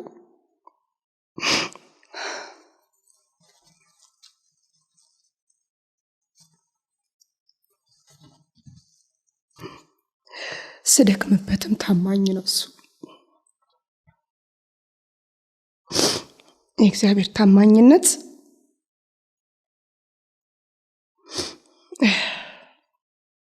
ተነግሮ አያልቅ። በዚህ እድሜ የእግዚአብሔርን ታማኝነት እኔ በህይወቴ ስገልጠው ስወርቅ ወድቀሻል ብሎ ጥሎኝ አያውቅም። የእግዚአብሔር ታማኝነት ስጠፋ ጠፍተሻል ብሎ አያውቅም። ሁሌ ይፈልገኛል፣ ሁሌ ይራራልኛል።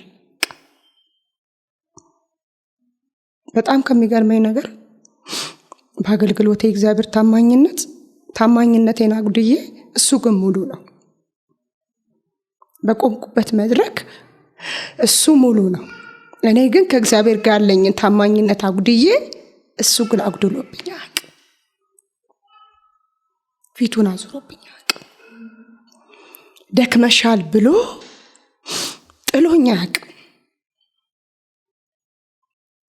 ረስቶኝ አያውቅም። አስቸግራኛለች ባህሪዋ ብሎ ትቶኝ ሄዶኝ አያውቅም። ምርጥ የምድረ በዳ ጓደኛዬ ነው የእግዚአብሔር ታማኝነት። የእግዚአብሔር ታማኝነት ሳገኝም ሳጣም ነው፣ መግለጫ የለውም። ታማኝነቱ ተቆጥሮ አያልቅም። እግዚአብሔር ለኔ ሁሌም ታማኝ ነው። እኔ ታማኝ አይደለም፣ እሱ ግን ታምኖ ይኖርልኛል። አሜን። እስካሁን ድረስ እንግዲህ ስናወራ የወሰንሽበትን ውሳኔ ከዩኒቨርሲቲ ግራጁዌሽን ጀምሮ ከዚህ በኋላ ወንጌል ኖራለሁ፣ ወንጌልን አገለግላለሁ ብለሽ በዛ ምክንያት የከፈልሽውን በዛ ምክንያት ደግሞ እግዚአብሔር እንዴት እንደረዳሽ ብዙ የታገልሽበትን ያገለገልሽበትን ነው የምታወሪውና ትናወራ የቆየ ነው። ይህንን ለሚሰማ ሰው እንዴት ትዕግስት እንዴት ብርቱ ሴት ናት የሚል ብርታትን ነው የሚያሳየው። ምን ያክል ብርቱ ምን ያክል ቆራጥ ሴት ናት የሚል መልእክት ነው የሚያስተላልፈው። በተቃራኒው ደግሞ ቲጂ የራሷን ድክመት ታውቃለች።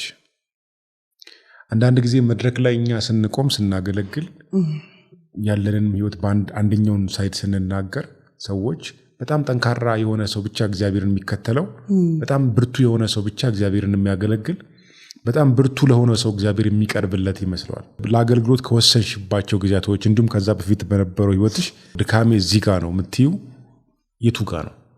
እሱን ብትነግሪን ደግሞ ለካስ የደከመም ሰው ይበረታል የወደቀም ይነሳል የሚለውን ያስተምራል። እሱን ብትነግሪን። ከልጅነቴ ጀምሮ ማዘሬ ማለት ነው ዘፈን ትወዳለች። እናትሽ?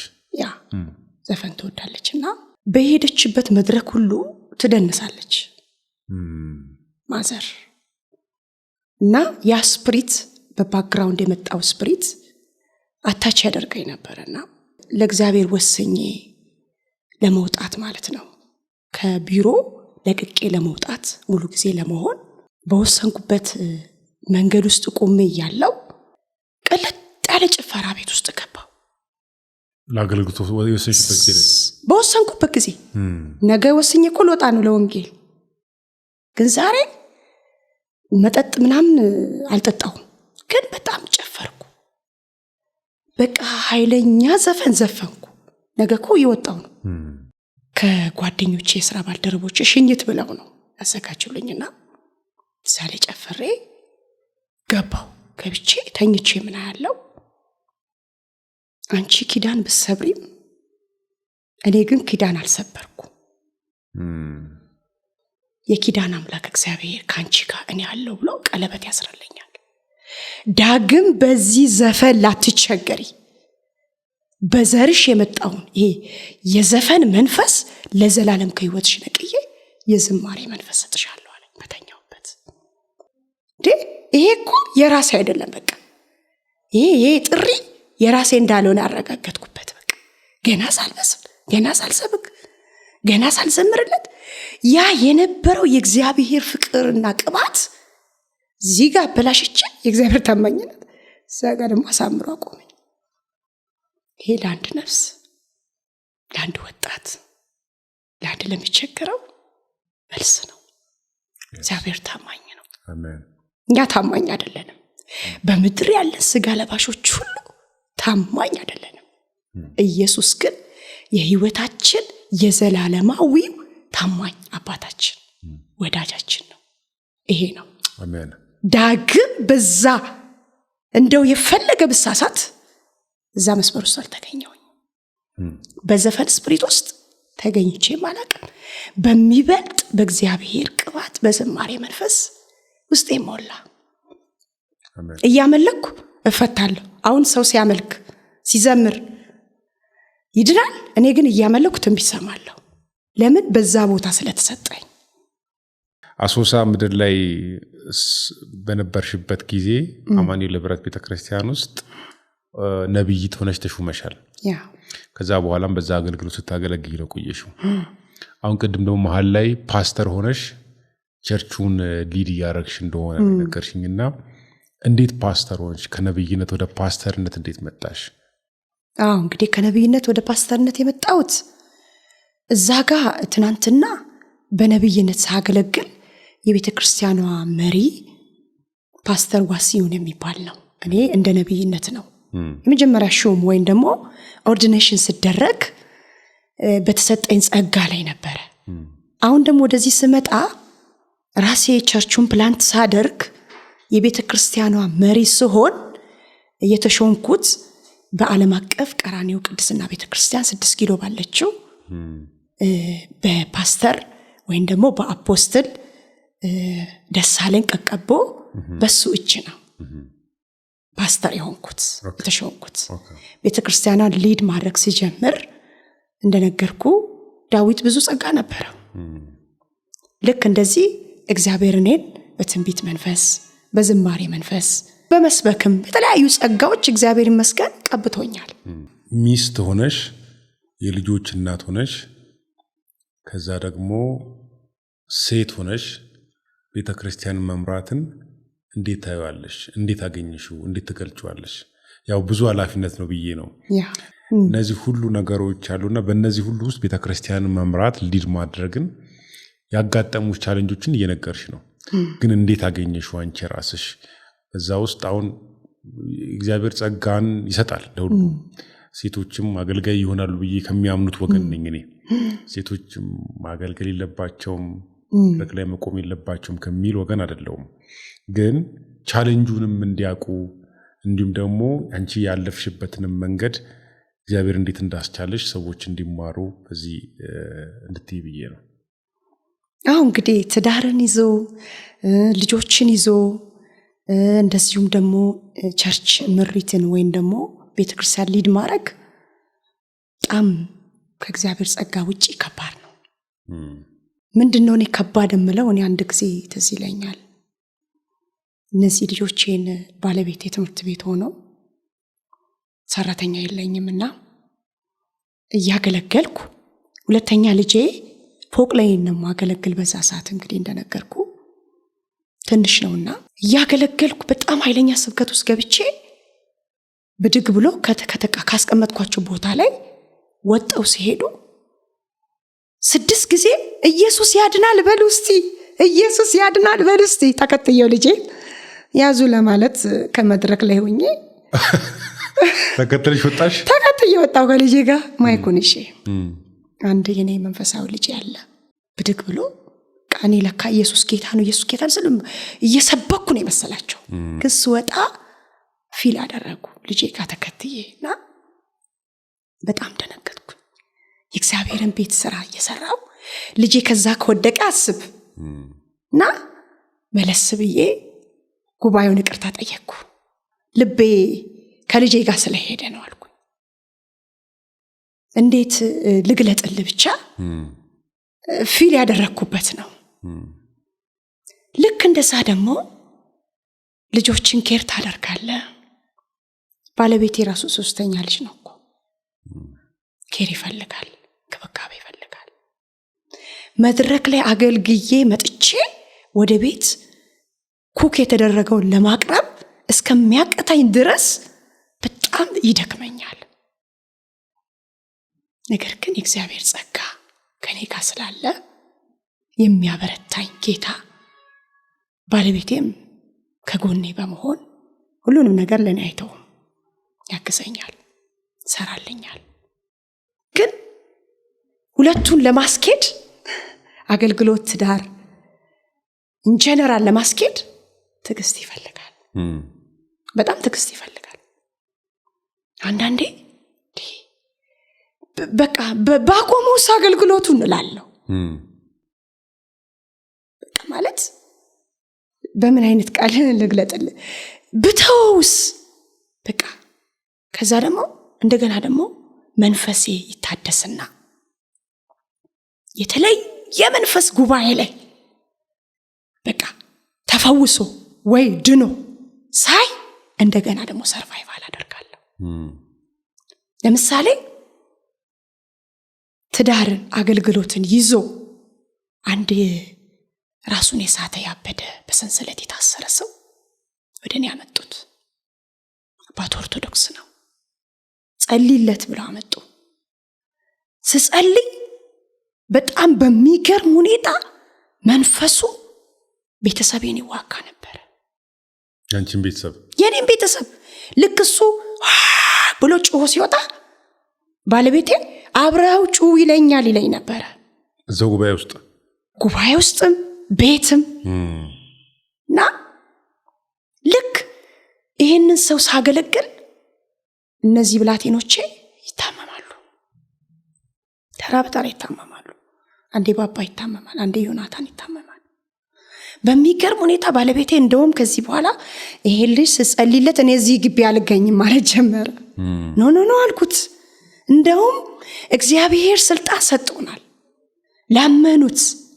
ዮሐንስ ወንጌል ምዕራፍ 1 ላመኑት ለተቀበሉት በስሙ ለተጠሩት የእግዚአብሔር ልጆች የሆኑ ዘንድ ስልጣን ሰጣቸው እንደሚል ስልጣን ስላለ በዚህ ስልጣን መቃወም ማፍረስ ስለተሰጠ አንተ ራስን የምታፈርሰው ከሸሸውማ ይገባብሃል። ከዛ ያ ልጅ ዴሊቨር ከሆነ በኋላ ነፃ ከወጣ በኋላ ምን አለ? እኔ ከብራዘሬ ላይ ነው እየሳቀ እሱ በጣም አሞት እንደዚህ አሁን ራሱን ስቶ ወይንም አብዶ እየሳቀ እሱ ሲስቅ እኔ ስስቅ ነው የገባብኝ አለ። ላይክ ዚስ ባለቤቴን ደግሞ እሱ ዋይ ሲል እኔንም ዋይ በል ይለኛል አለ። መንፈሱ ዳይቨርት ለማድረግ ነበር፣ ለበቀል ነበር የመጣ። እግዚአብሔር ግን አሳልፎ አልሰጠኝም። ቻሌንጅ ያደርገኝ ነበር ያ መንፈስ ማለት ነው።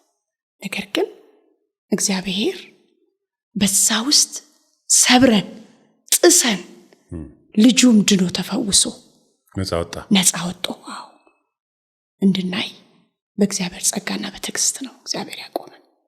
አሜን። ኢንጀነራል ትዳርን ይዞ አገልግሎትን ይዞ የእግዚአብሔርን መንግስት መስራት በጸጋው ይቻላል። ግን ትዕግስት ያስፈልጋል። ትዕግስት ከሌለ ቤተክርስቲያን ውስጥ ያሉን በጎችን በትነት ሄዳለ።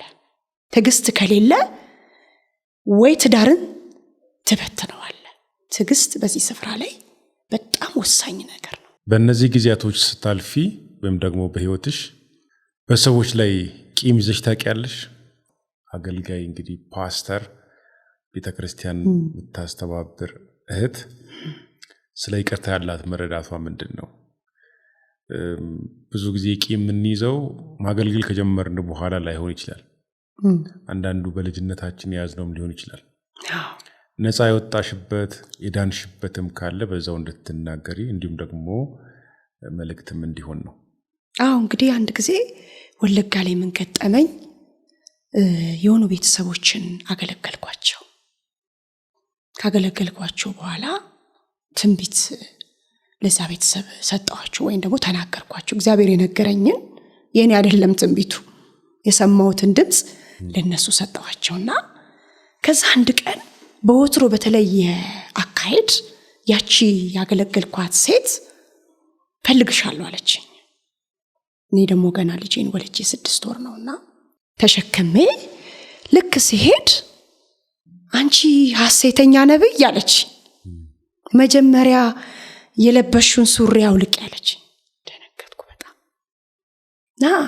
አንቺ የተነበሽልን ትንቢት ምንም በቤታችን ውስጥ አልሆነም አለች። በእኔ ነው እንዴ ትንቢት የምትጀምሪ አለችኝ። በኋላ ማልቀስ ጀመርኩ።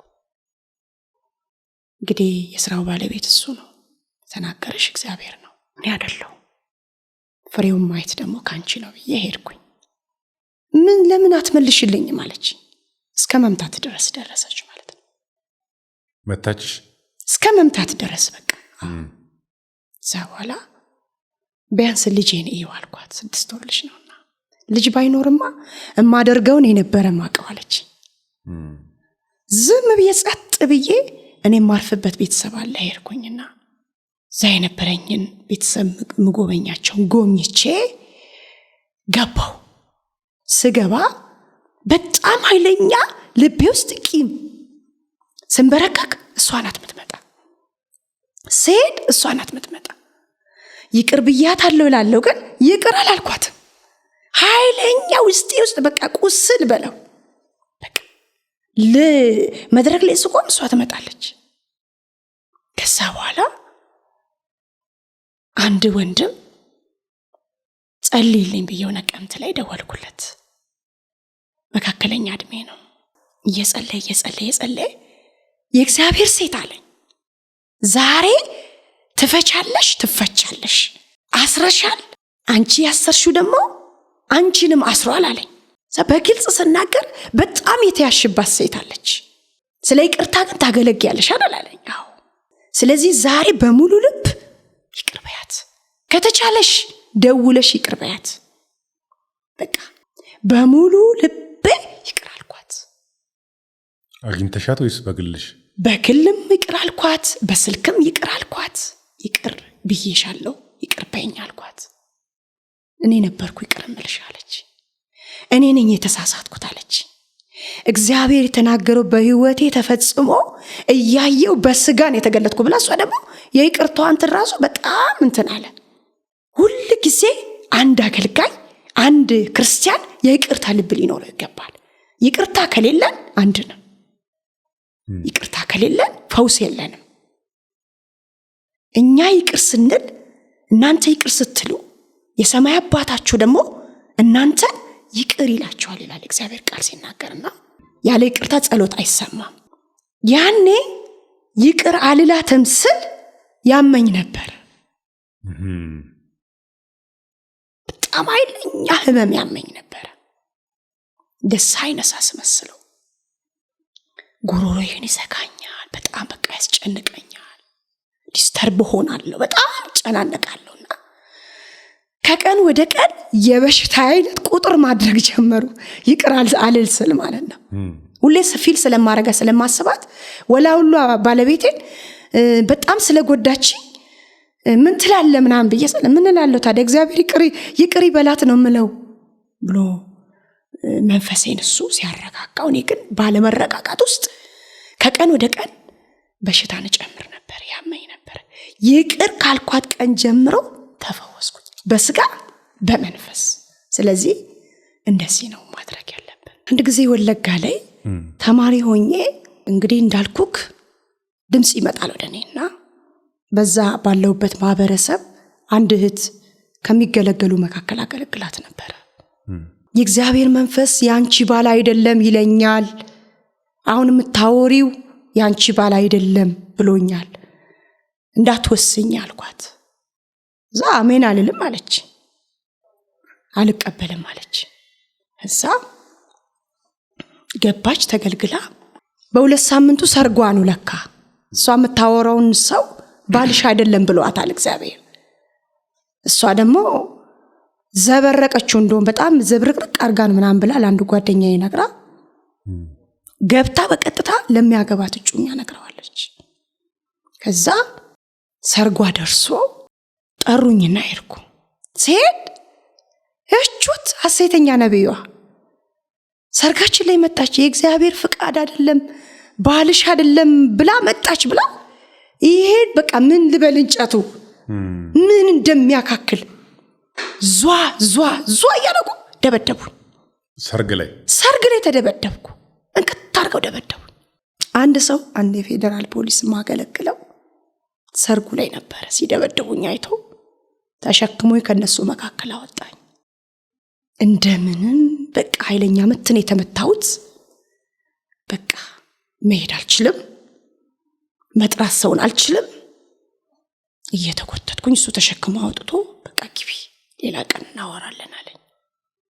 እሱ ደግሞ አገልግዬዋለሁ፣ ይሄ ፌደራል እንትን ማለት ነው፣ ይሄ ልጅ ማለት ነው። ግቢ በቃ አለኝ። ቤት ደርሼ ምንም የለም፣ የጀርባዬ ሁሉ እንዳልሆነ ነው የተመታሁት። ያለቀስኩ ጓደኛዬ መጣች፣ በጣም ሞዳት አስረስ ትባላለችና መጣች። ምን ነው አለችኝ። በቃ ኃይለኛ እንትን በመጣው ትንቢት ጉዳት ደርሶብኛል አልኳት። ኧረ እባክሽ አለች።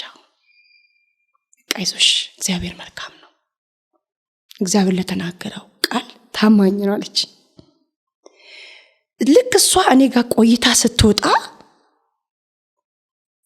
4 ሰዓት አካባቢ ላይ በቃ ተኛው። እኔ ስተኛ 9 ሰዓት ላይ ፓውዛ፣ ትልቅ ፓውዛ ይዞ በር ሳይከፈት ወደ ቤት ገብቶ እኔ የናዝሬቱ ኢየሱስ ነኝ ልይክ፣ እኔ ደግሞ ልይክ ላለው ከፓወሩ ወይም ደግሞ ከላይቱ የተነሳ ማየት አልችልም፣ ይነካካኛል። ተፈውሰሻል ብሎ ለመያዝ ላለው መያዝ አልችልም፣ ለማየት ፈልጋለሁ ማየት አልችልም። ያልኩ ስነሳ የኔ ጎረቤቶች ብድግ ብለው በሩን ኩስኩስ አርገው ምን ሆነሽ ነው ምናምን እየጸለይኩ ነው አልኳቸው። ወጡ ሄደ። ሳይው ሰውነቴ ስዘል ደህና ነኝ፣ ቁስል የሚባል የለም፣ ተፈወስኩኝ። በዛ ሌሊት መጥቶ እግዚአብሔር በእጁ ዳሰሰኝ ማለት ነው። አሜን። በሚገርም ሁኔታ በ4 ወር እንዲህ በ5 ወር ብቻ ረስቼዋለሁ፣ ረጅም ጊዜ ስለነበረ በጣም ይቅርታ ቲጂ በር ክፈችልኝ ብላ በር ታንኳኳለች። እችት አልከፈትኩላትም ድምጿን ስለማቀው። ክፈችልኝ ዝም አልኩ። የለችም አለ ጎረቤቴ። ተመልሳ ሄደች። በማግስቱ ባሏ ሞተ፣ ወድቆ ሞተ። ሲሞት እግዚአብሔር ተናግሮኝ ነበረ፣ ያንቺ አይደለም ብሎኝ ነበረ። የኔ ባልሆነው ነገር ላይ ነው ዋጋ የከፈልኩት። እርጉዝ ናት፣ አልወለደችም። እግዚአብሔር ያለኝን መስመር ስቼ ዋጋ ከፍያለሁ ብላ መጣ። ባሏ እንደሞተ ይቅርታ ጠይቃኝ፣ እኔም ይቅር ብያት ጸለይኩላት። ትናንት ያ እግዚአብሔር ላንቺ የሰጠሽ ሰው ብሎ በምልክት የተናገራት ሰው ከነ ልጇ አገባት። ያ የተነገረ ትንቢት ያ መጀመሪያ እንዲህ በምልክት ያንቺ ነው ያላት። መጀመሪያ ላይ ይሄ ያንቺ አይደለም፣ አሁን የምታወሪው ሰው ያንቺ አይደለም፣ ያንቺ እንዲህ ያ ሰው ከነ ልጇ አገባት። እስቲል አሁን በነቀምት ከተማ ትኖራለች። እግዚአብሔር ይመስገን። አሜን። ይህንን ቪዲዮ የሚከታተሉ ሰዎች በእርግጠኝነት በዚህ አይነት ስርዓት ውስጥ ያሉ በጣም ብዙ ሰዎች ይኖራሉ። አንድ ጊዜ እንደው ማስታውሰው ተንበርክኬ ጸልዬ በእግዚአብሔር ፊት ጸሎቴ የነበረው ነገሮች ሁሉ ተዘጋግተዋል፣ ዝግትግት ብለውብኝ ምንም አገለግላለሁ ፈቅ አይደለም ስልሽ አገልግሎት የሰዎች ጋር ደርሶ ሰዎች ድነው ማየት ሁሉ ከባድ ሆነ። ብዙ ነገሮች የተዘጋጉ ነው። በህይወትም ብዙ ነገር የተዘጋጋው ነው። እግዚአብሔር ለምንድነው ነገሬ እንደዚህ የተዘጋጋው ብዬ ጸለይኩ። ጸልይ እግዚአብሔር መንፈስ ለኔ የዛን ቀን ያወራኝ የቂም ያስከባቸውን ሰዎች ሰብስበው ይቅር በላቸው አለኝ። ሐሙስ ቀን ነው ጧት እስከ 8 ሰዓት ምናምን የጸለይኩት። አለቀስኩኝ በእግዚአብሔር ፊት ይቅርታ አደረግኩኝ። ልክ ከዛ እንባ ጋር በቃ እኔ ራሴ ተፈወስኩኝ። ኋላ ላይ ስልኬ ዝግ ነበር። ስልኬን ስከፍተው አንዲት ልጅ ትደውልልኛለች። ስትደውልልኝ አነሳውኝ። እንዴት ነህ አብርሃም እርዳታን ፈልጌ የሚል ነው። እውነት ለመናገር ያኔ እኔ ራሴ በጣም ብዙ መረዳት የነበረብኝ ነገሮች ነበሩ። ግን እርዳታ ያስፈልገኛል ስትለኝ ምንድነው አልኳት። ነገረች የነበረባትን ችግር የምታልፍበትን በጣም ህይወት ውጣ ውረድ ነገረችኝ። ከዛ ልጸልይልሽ አልኳትና ከመጸለይ በፊት ግን አንድ ነገር ልንገርሽ አልኳት። ምነግርሽ ቂም ያስችባቸው ሰዎች ካሉ ይቅርታ አድርጊላቸው። እኔ እግዚአብሔር ዛሬ ተናገረኝ ይሄ ስለሆነ ነው እንጂ ላንቺ መልእክት ነው ብዬ አይደለም እየነገርኩሽ ያለሁት። ግን እኔ እግዚአብሔር ዛሬ ያወራኝ ልቤ ላይ ያለው ሐሳብ ይሄ ነው። ይሄን ላካፍልሽ አልኳት። በጣም በሚገርም ሁኔታ እህቴ ላይ ቂም ይዤባት ለማየት ሁሉ አስጠልታኛለች። እኔ በእንደዚህ አይነት ሁኔታ ሳልፍ እሷን እንደዚህ ታደርገኛለች። በጣም አቂሜባታለሁ አለች። ይቅርታ አድርጊላት አልኩኝ። ከዛም እርዳኝ ባለችው ጉዳይ ምንም ልረዳት አልቻልኩኝም። አሰብኩኝ፣ ማሰብ ነበረብኝ። በስልክ ነው ያወቅኳት። እሷ ያለችበትን ቦታ ሰዎችን ልኬ ያለችበት ሁኔታ ትክክል እንደሆነ ሳቅ ልቤ ላይ የከበደች መጣች። ከዛ እንድትረዳ አደረግኩኝ ባጭሩ። ሰዎች ደረሱላት። ከእቷም ጋር ታረቀች። የተረዳችበትን መረዳት አስደሰታት።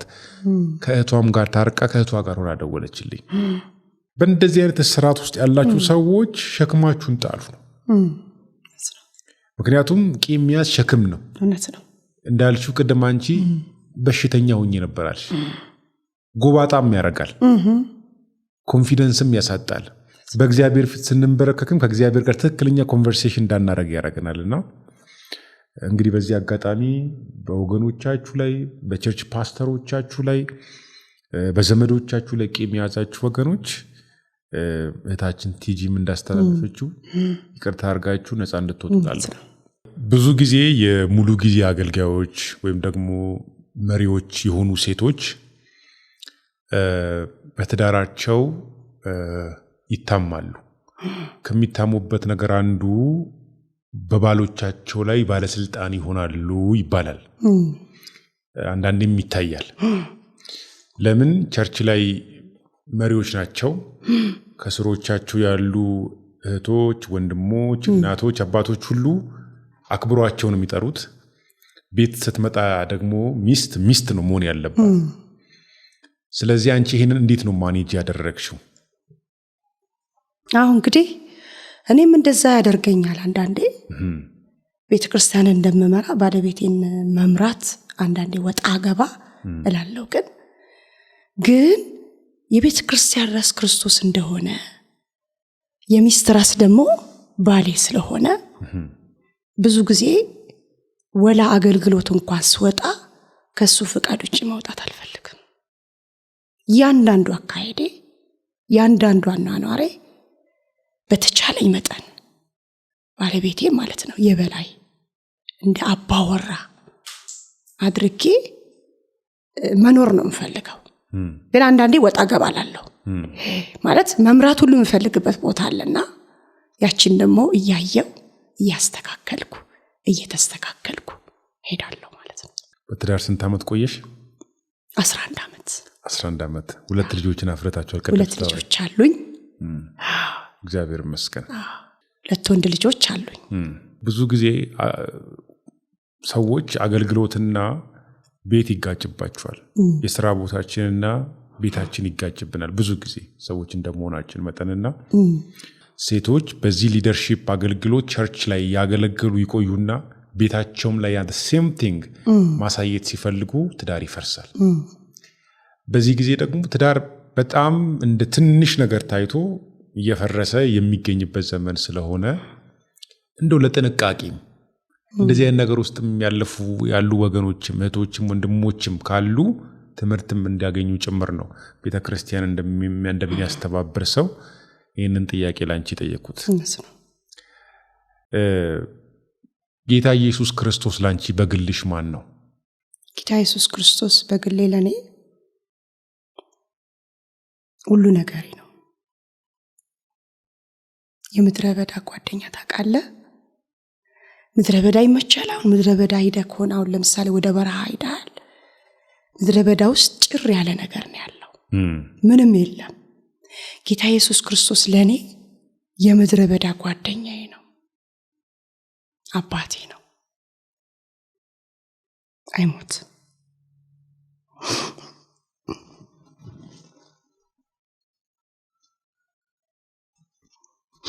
ምርጥ ጓደኛዬ ነው።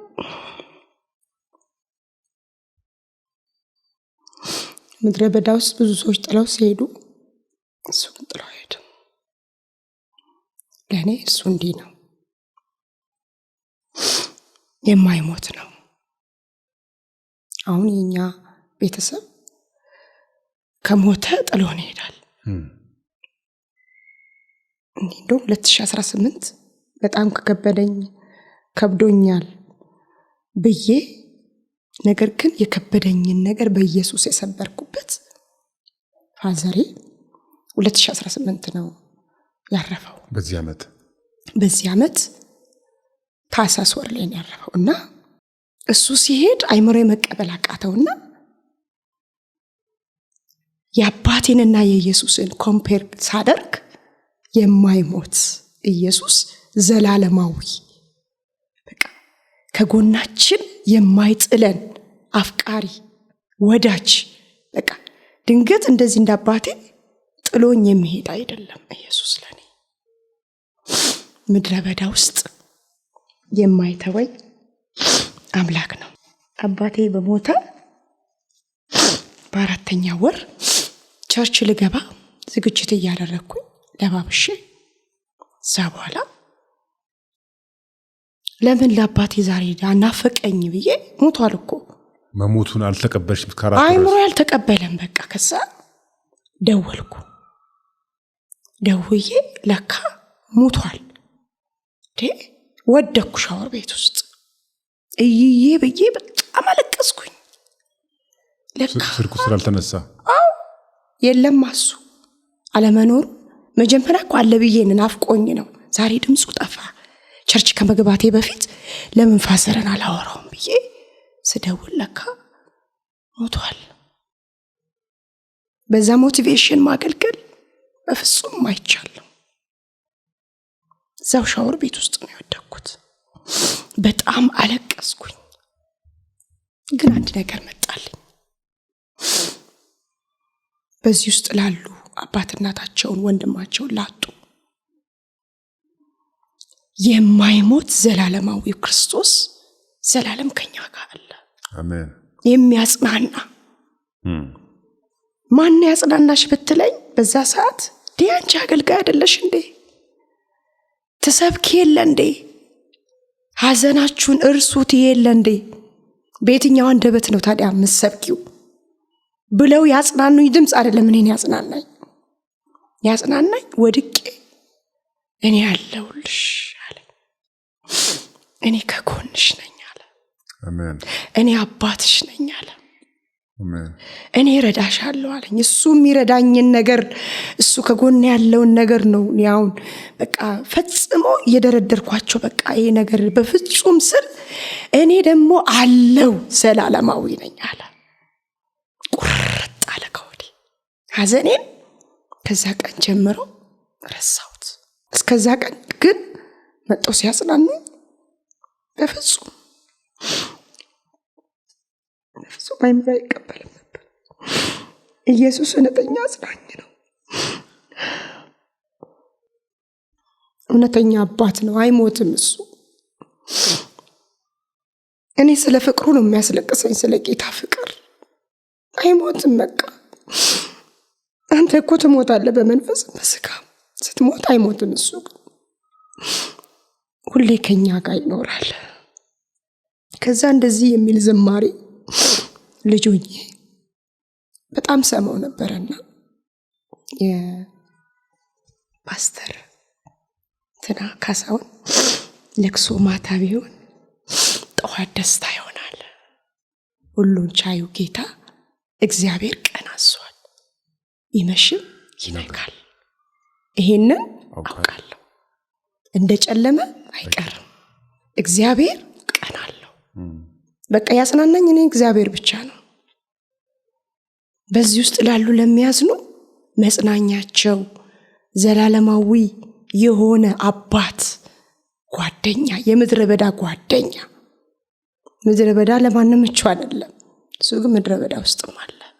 የማይተው ኢየሱስ ከኔ ጋር እንዳለ በዛች ቀን አረጋገጥኩኝ። ተሰበረ፣ ረሳሁት። እኔም ወደሱ እንደሚሄድ አስቤ እስክጠራ ድረስ ስራዬን በመስራት እግዚአብሔርን መጠበቅ እንደሆነ አመንኩ። አሜን። ክብር ለኢየሱስ ይሁን። አሜን። እግዚአብሔር ያጽናናል። አሜን። እግዚአብሔር ያስረሳል። አሜን። እግዚአብሔር በዮሐንስ ወንጌል ምዕራፍ 15 ቁጥር 16 ላይ እኔ መረጥኳችሁ እንጂ እናንተ አልመረጣችሁኝ። የመረጠን እግዚአብሔር ታማኝ ነው። የመረጠን እግዚአብሔር በራሱ መንገድ እንደፈለገ ያኖረናል። መኖሪያችን የዘላለም ስለሆነ ክብር ለኢየሱስ ይሁን፣ ስሙ ይባረክ። በአገልግሎት ጉዞሽ በሄድሽባቸው መንገዶች ሁሉ መንፈስ ቅዱስ እንደዚህ አለኝ፣ መንፈስ ቅዱስ እንደዚህ መራኝ፣ እንደዚህ ጠቆመኝ፣ እንደዚህ እንድወስን አደረገኝ እያልሽ የመንፈስ ቅዱስን ምሪት እያወራሽን ነው።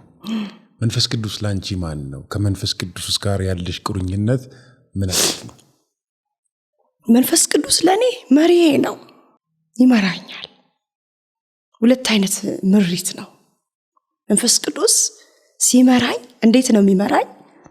ለምሳሌ አላግባብ የሆነ ነገር ሰርቼ መድረክ ላይ ስወጣ ተመለሺ ብሎ ይመራኛል፣ ይናገረኛል። ለኔም ለራሱ ምስቴክ መስመር ውስጥ ጥሩ ያልሆነ ስራ እንደሰራው ያሳየኛል መንፈስ ቅዱስ። መንፈስ ቅዱስ ለኔ አጽናኜ ነው። ሁለት አይነት መንገድ ነው የመንፈስ ቅዱስን ስራ በህይወቴ እኔ ስንስም ማረጋው። ለምሳሌ እያወራ የሆነ ነገር ድንገት ቢጨመርበት ኖ ተሳሰሻል፣ መንፈስ ቅዱስ እንደዛ ነው ለኔ የሚገለጥልኝ። መስመር ስስት ተመለሽ ይለኛል፣ ደግሞም ያጽናናኛል። አሜን። በዚህ ዘመን ብዙ ነቢያቶች አሉ፣ ብዙ መጋቢዎች አሉ። ፓስተር ቲጂን ከነዚህ ሰዎች ምን ለይበት ዋና ነገሯ ምንድን ነው? ሌላው ደግሞ በዚህ ዘመን ያለውን የአገልግሎት ሁሉም ያው ይሻማል። ስልጣን እንደመሻማት ይሻማል። ከፊት ለፊት ሐዋርያ ስለተባለ እግዚአብሔር ለየት ያለ ነገር አያረግም። ነብይ ስለተባልኩኝ፣ ወንጌላዊ ስለተባልኩኝ አሁን ከማገለግለው አገልግሎት ውጪ አላገለግልም። የወንጌል ሰባኪ እንደሆንኩኝ አውቃለሁ። ግን ብዙ ሰው ጋር ይሄ መረዳት አለ ብዬ አላስብም። አብዛኛው ሰው ጋር ያለው መረዳት ከፊት ለፊቱ ፕሮፌት፣ አፖስትል፣ ፓስተር፣ ኢቫንጀሊስት ይሄንን ስም ይሄንን ፊት ለፊት የሚቀመጠውን የጸጋ ስጦታ ንቄ አይደለም። በጣም ነው ማከብረው። ሁሉንም የጸጋ ስጦታ እግዚአብሔር የሰጠውን ለቤተክርስቲያን የሰጠውን አክብሬ እቀበላለሁ። ግን በጣም ብዙ የሚጭበረበርበት ነገር ሆኗል። በጣም ትልቅ ቢዝነስ ሆኗል። ትልቅ ቤተክርስቲያን የምትወቀስበት ሆኗል። ቤተክርስቲያን ላይ ብዙ መዶሻ እንዲነሳ ካረጉ ነገሮች አንዱ እነዚህ ነገሮች ናቸው። አንቺን በምን እንለይሽ? የምትለየው ምንድነው ቲጂ? አንደኛው። ሁለተኛው ደግሞ አሁን ያለውን ይሄን አገልግሎት እንዴት ትመለከቻለሽ? ጸጋው የሚለየው በፍሬው ነው። ፍሬ ከሌለው ነቢያትን በፍሬያቸው ትለዩአቸዋላችሁ ይላልና ያልሞከርኩት ነገር የለም። እኔ ሴቶች የውበት ሳሎን ሰርቻለሁ፣ ቀለም ቀቢ ሆኜ ሰርቻለሁ፣ ሱቅ ከፍቼ ሰርቻለሁ። ግን ዲፓርትመንት አይደለም የተጠራሁት፣ እኔ ለወንጌል ነው። እንደገና ቢሮ ገብቼም ኦዲተር ሆኜ ሰርቻለሁ። እዛ ስፍራ ላይ እኔ አሁን ምንም አይነት ትርፋም አይደለው፣ ግን በተጠራውበት ስፍራ ቆሜ እግዚአብሔር አምላክ ፍሬን ሲያደርግ በጸሎቴ ፍሬ፣ በአገልግሎቴ ፍሬ። ለምሳሌ ካገለገልኳቸው አገልግሎቶች ውስጥ ለ7 ዓመት ልጅ የሌላት እናት ልጅ ሰጥሻለሁ ብሎ ልጅ ሲሰጣት አይቻለሁ። አንድና ምናምን አይደሉም፣ ብዙ ናቸው። ምናልባት ሲያዩ የሚያቆኝም አሉና በፍሬ ማለት የዚህ የጸጋ ውጤት ፍሬ ይባላል። በቃ ከፍሬ ውጭ ያለው ማንኛውም አገልግሎት ጊዜ ማቃጠል ነው። ያንቺን ምስክርነት ሙሉን ለሰሙት ሰዎች ባጭሩ ምን ከዚህ ምስክርነት እንዲያገኙ ትነግራቸዋለሽ? አሁን እንግዲህ የምነግራቸው ለጠራቸው ዓላማ ክርስቶስን እያዩ እርምጃቸው ወደፊት እንዲያደርጉ ነው። ጳውሎስ የኋላዬን እየረሳው የፊቴን ለመያዝ እዘረጋለሁ እንዳለ ትውልድ አሁን ከምድር ካለው ነገር አይኑን አንስቶ ለተጠራበት ዓላማ ደግሞም ላልተጠሩት በጨለማ ላሉትም ነው ይሄን ነገር ለተጠሩበት ዓላማ ሬዲ ሆነው ወደፊት እንደሄዱ ነው። ማንም የሚያሰናክልም የሚሰናክልም ሁለቱም ይላል በዮሐንስ ራእይ ላይ የተረገሙ ይሁኑ ይላልና ከዚህ ከእርግማን መንደር ለማምለጥ ወደፊት እግዚአብሔርንና የእግዚአብሔርን ዓላማ ቃሉን ይዘን መሄድ እንዳለብን ነው። ቃሉን የያዘ አይወድቅም። እሱን የተማመነ አይወድቅም። መታመኛችን እግዚአብሔር ካደረገን መቼም ቢሆን የኛ ህይወት በመንገድ አይቀርም። ምናልባት ልንዘገይ እንችላለን፣ ምናልባት ልንቆይ እንችላለን። ግን ቢዘገይም በእርግጥ የሚመጣው ጌታ ነገራችን መስራት ይችላል። መጠበቂያ ላይ ቁጭ ብለን እግዚአብሔርን እያየን በትዕግስት ሩጫችንን እንጨርስ ነው ማለት ነው። ዋው! እግዚአብሔር ይባርካችሁ። አሜን። በብዙ ተባረኩ። አሜን። አመሰግናለሁ። አንቺም በብዙ ተባረኪ። አሜን። የዛሬው እንግዳችን ስለሆንሽ ከልብ እናመሰግናለን። አሜን። ጌታ ኢየሱስ ይባርክሽ። አሜን።